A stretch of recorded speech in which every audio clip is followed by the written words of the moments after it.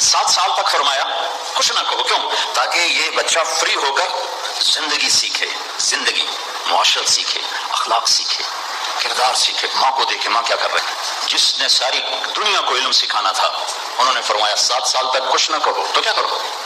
گود دو، ٹائم دو، نصیحت نہیں، وہ آپ کا عمل دیکھے گا۔ اگر ماں باپ کے اندر اخلاق ہیں، ایمان ہے، کردار ہے، کہنا نہیں پڑے گا، خود بخود آئے گا، خود بخود آئے گا، خود بخود آئے گا۔ فرمایا 10 سال میں جا کر اسے نماز کہو، جب 10 سال کا ہو جائے پھر اسے نماز کا کہنا شروع کرو۔ 7 سال میں کہنا شروع کرو، عمل نہ کرو، کہنا شروع کرو، 10 سال میں جا کے اسے پابند کرو۔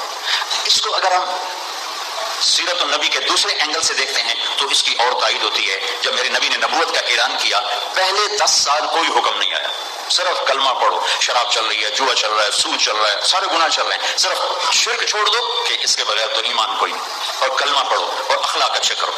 10 سال کے بعد جا کر پہلا حکم آیا نماز۔